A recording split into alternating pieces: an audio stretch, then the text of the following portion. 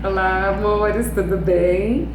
Bom, no vídeo anterior nós falamos sobre síndrome do intestino irritável. Esse aqui nós vamos falar sobre disbiose intestinal.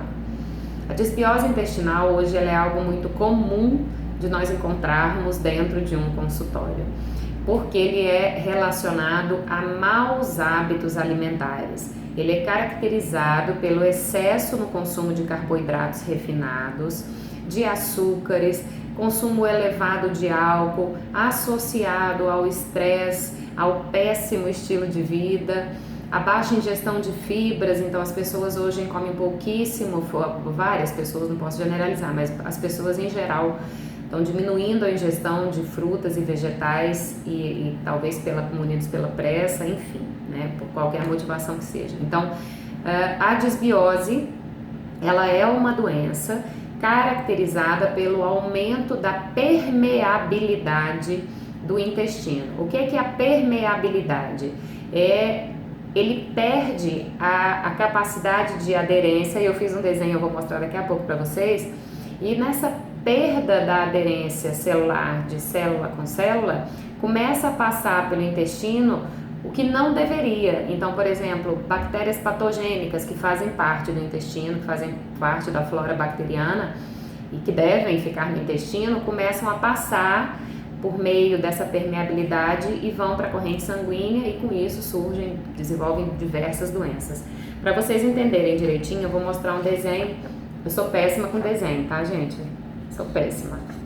Eu quero que vocês entendam que isso aqui é uma fração muito pequena, é uma coisa bem pequenininha do intestino. Então, assim, isso aqui é uma parte do tubo do intestino, que ele cobre 400 metros quadrados, para vocês terem uma ideia do tamanho do intestino. Ele é enorme, a área interna do tubo do intestino.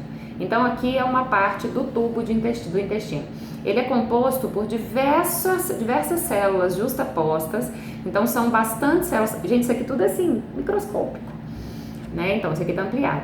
Então, são várias célulazinhas assim, uma coladinha na outra, que vão formando o tubo lá do intestino, o intestino grosso, né, e o delgado, e com isso ele vai formando. Então, essa extensão ao longo disso aqui vai formando o tubo. Aqui dentro ficam os alimentos que vão ser decompostos, que vão ser metabolizados e vão virar as fezes mais próximo ao ânus. Mas aqui também, além dos alimentos, fica a microbiota intestinal. E é ela que é extremamente importante na questão da disbiose, porque o desequilíbrio dessa microbiota, esses desenhos que eu fiz aqui retratam micro-organismos.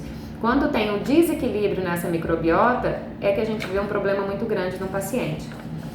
Como é que é o intestino de uma pessoa com disbiose? Ele é dessa forma. Então, aqui, que as células eram todas coladinhas uma na outra, quando a pessoa tem disbiose, essas junções, chamadas tight junction, elas começam a se separar. E com isso, aquele micro-organismo que era para ficar só aqui dentro do intestino, ele começa a passar por essas fissuras, né, que formam aqui no intestino, por esses espaços abertos, e cai na corrente sanguínea. E aí a gente começa a ter desenvolvimento de diversas doenças, né? E aí, então vocês imaginam, bactérias patogênicas que eram para ficar só dentro do intestino, elas caem na corrente sanguínea. E não só isso, caem toxinas, substâncias nocivas ao organismo que não eram para vir para a corrente sanguínea. Isso aqui é um quadro chamado leaky gut. Então é um quadro de permeabilidade intestinal. Quanto à nutrição, o que o nutricionista pode fazer? Primeiro, da mesma forma lá na síndrome do intestino irritável, por meio de anamnese, ele fazer um levantamento do consumo habitual de alimentos do paciente, identificando quais são os maus hábitos desse paciente, melhora-se a ingestão de alimentos, reduz-se, né, se o paciente ele tem consumo elevado de álcool associado à ingestão alta de carboidratos refinados ou de alimentos industrializados, os ultraprocessados. Hoje a frutose dentro dos alimentos ultraprocessados, elas aumentam muito a probabilidade da pessoa desenvolver a disbiose intestinal. Então, quando a gente identifica esses maus hábitos no paciente, a função do nutricionista é orientar quanto à mudança desses hábitos, prescrever uma dieta mais rica em fibras derivadas dos vegetais, dos cereais integrais e das frutas, priorizando a ingestão dos alimentos mais saudáveis, os alimentos in natura, evitando a ingestão dos alimentos ultraprocessados, os industrializados. Com isso, quando a gente começa, e também assim, o uso de probiótico, por meio da alimentação a gente obtém, mas da mesma forma, quando é necessário suplementar, a gente lança a mão do suplemento, que ele é muito bem-vindo em casos assim.